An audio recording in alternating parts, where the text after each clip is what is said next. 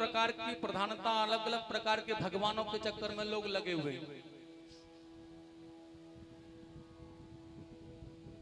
और आप जानते हैं कि ऐसी प्रथा चली हुई है हमारे इस भारतवर्ष में, तो कहीं भी बस कुछ भी कोई भी करने लग जाए, बस वही कहते हैं यही देवता, इसी को पूजो।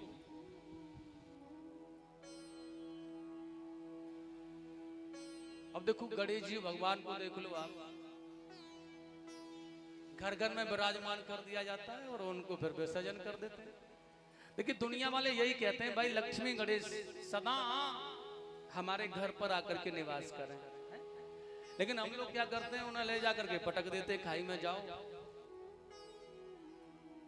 फिर एक बात बताओ, भगवान गणेश को जब विदाई कर दोगे तो रिद्धि सिद्धि के दाता है, ये कहां से आएगी, वो कैसे रहेगी हमारे पास? जब तुम उनका विसर्जन ही कर दोगे, भगाई दोगे तुम। केवल एक मात्र 15 दिन के लिए भगवान गणेश है ना, वो दक्षिण में जाते हैं, दक्षिण भारत में। वो कब जाते हैं पता है? क्योंकि उस समय की बात है जो भगवान शंकर ने कहा अपने पुत्रों से, भैया संसार की परिक्रमा लगा के आओ। तो कार्तिकेय जी तो अपने मोर पर सवार होकर के दुनिया का भ्रमण करने लगे। भगवान गणेश जी ने माता पिता की परिक्रमा की और कह दिया हमने तो परिक्रमा लगा दी। भगवान भोलेनाथ पार्वती ने भी उन्हें सर्व विजेता घोषित कर दिया।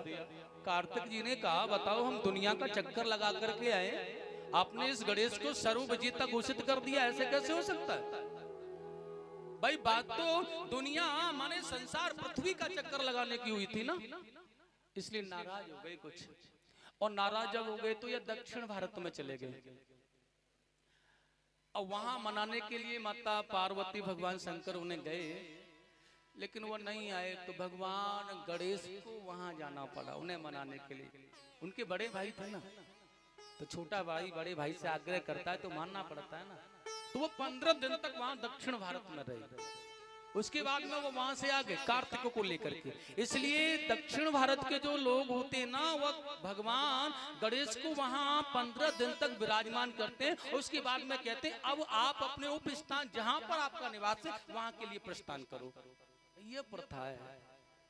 और हम लोग क्या करते हैं, हम अपने घर से भी विदा कर देते हैं उन्हें, जो कि सदा भवानी दाहिने है। भगवान तो सदा हमारे पास, गणेश जी तो सदैव हमारे पास रहे, रिद्धि सिद्धि तो सदा हमारे पास रहे, लक्ष्मी तो हमारे पास सदा रहे। लेकिन हम लोग उल्टी प्रथाओं को करने लगे। बस जो भी कुछ कर दे कोई बस उसी में लग जाए। पहले कभी कभी कोई करने लगा, फिर कोई शहरों में करने लगा, कोई फिर गांव में कर। अब तो सब जहाँ के तहाँ देखो बस नाले में नदियों में न जाने कहाँ कहाँ गणेश ही गणेश पड़े। भैया क्या पता है। और दिवाली पर जब पूजन होता है लक्ष्मी गणेश का, करते हैं ना आप, किसका करोगे? भगवान का तो विसर्जन कर दिया, गणेश जी का तो विसर्जन पहले ही कराए। और जब जिसका विसर्जन हो जाता है वो आता है क्या? बताओ, जिसका विसर्जन हो जाता है वो नहीं आता। जिसका विसर्जन आपने कर दिया वो आएगा कैसे? किसको पूजोगे दिवाली पर? तो हमारी प्रथा नहीं है, हमें नहीं करना है। हमें तो सदैव गणेश जी को स्थापित करके रखना अपने हृदय में, अपने यहाँ पर सदा निवास करें। आप कहीं जाने की जरूरत ही नहीं है, ये ध्यान में रखना। आगे देखिएगा, सुखदेव स्वामी ने राजा परीक्षित को सृष्टि के विषय में समझाया है, किस प्रकार से सृष्टि से ब्रह्मा, यह देखिएगा प्रलय काल के समय 24 तत्वों से बने अंड का भेदन करके श्रीमन नारायण बाहर निकले। उनकी नाभि से कमल निकला जिस पर ब्रह्मा जी विराजमान हुए। और उसके बाद में उनके 4 मुख चारों तरफ देखने से हुए। ब्रह्मा जी को सृष्टि करने का अधिपति बनाया गया। उन्होंने अनन्य प्रकार के ऋषियों को, ब्रह्म ऋषियों को पैदा किया, लेकिन किसी ने सृष्टि करने में कोई सहयोग जब नहीं किया तो ब्रह्मा जी ने अपने आप के 2 भाग किए, माने दाहिने अंग से मनु जी और बाएं अंग से शत्रुपा को मैथुन सृष्टि करने का आदेश दिया। तो इनके यहाँ 5 संतान हुई। देखिए इनके यहाँ 2 पुत्र हुए हैं, प्रियव्रत और उत्तानपाद। 3 कन्या हुई हैं, देवहूति, आकृति और प्रसूति। बड़ा सुंदर कहा है भैया। कर्दम जी ने कठिन तपस्या करके अपने पिता के जीवन काल में प्रवेश किया, मतलब गृहस्थ आश्रम में प्रवेश करके अपने पिताजी के कर्तव्य को, मतलब सृष्टि को आगे बढ़ाने में सहयोग किया। जिनका विवाह माता देवहूति के साथ में हुआ था, और माता देवहूति के यहाँ पर 9 पुत्रियां हुई। भगवान कपिल स्वयं अपने अंशावतार में पधारे, और देखिएगा बड़े सुंदर भाव की बात है, माता देवहूति की ही वो पुत्रियां हुई हैं जिनकी आज भी हम गाथा, जिनके सतत्व की आज भी गाथा हम गाते, जिनमें माता अरुंधति, माता अनुसुईया, जो माता देवहूति की पुत्रियां थी। कितना पावन चरित्र है माता अनुसुईया का, जिन्होंने देखिएगा तीनों ब्रह्मा विष्णु महेश, माने सृष्टि का पालन करने वाले, सृष्टि की रचना करने वाले, सृष्टि का संहार करने वाले तीनों देवताओं को बालक बना लिया था और अपने पास रखा। और इन तीनों ही देवताओं को उनके पास रह करके फिर उनके पास में उनका पुत्र बन करके आना पड़ा, सोम दत्तात्रेय दुर्वासा के रूप में। मनुजी महाराज की दूसरी पुत्री आकृति का विवाह महामुनि रुचि के साथ हुआ था। इनके यहाँ भगवान यज्ञ के रूप में पधारे थे और माता लक्ष्मी दक्षिणा के रूप में पधारी थी। इनका वंश आगे बढ़ा, और देखिए मनुजी की जो तीसरी कन्या थी जिनका नाम था प्रसूति,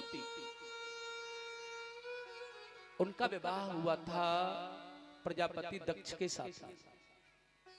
और सज्जनों, मैं आपको बता देना चाहता हूं, इनके यहाँ पर 16 कन्या हुई थी, जिनमें 13 कन्याओं का विवाह धर्म के साथ हुआ, एक कन्या का विवाह अग्निदेव के साथ हुआ, एक कन्या का विवाह पितरों के साथ में हुआ, और एक कन्या जिनका नाम था सती, उनका विवाह भगवान शंकर के साथ हुआ था। तो ब्रह्मा जी ने प्रजापतियों का अध्यक्ष बना दिया था दक्ष को। दुनिया में मैं ये बताने का प्रयास करना चाहता हूँ, थोड़ा सा हमें पद मिल जाने पर अहंकार स्वाभाविक आ जाता है। और देखिए दक्ष को ये पद जब मिला ना, तो अहंकार से यह आग बबूला होने लगा। और एक बार इसने बहुत बड़ा सम्मेलन किया, तो यहाँ पर पधारे हुए सारे देवता मुनिवर ब्राह्मण संत सभी बैठे हुए, और जैसे ही दक्ष पधारा सबने खड़े होकर के सत्कार किया है, लेकिन उनके पिता ब्रह्मा जी और भगवान शंकर ने खड़े होकर के सत्कार नहीं किया। यहाँ इस कथा से हमें कुछ सीखने के लिए मिलेगा, अगर ग्रहण करना है तो। और देखिए वह क्या मिल रहा है, देखिए दुनिया वाले हमारा सत्कार कर रहे हैं, इसकी प्रसन्नता हमें होनी चाहिए। और एक व्यक्ति कोई खड़ा होकर के गालियां दे रहा है, इसकी अप्रसन्नता हमें नहीं होनी चाहिए।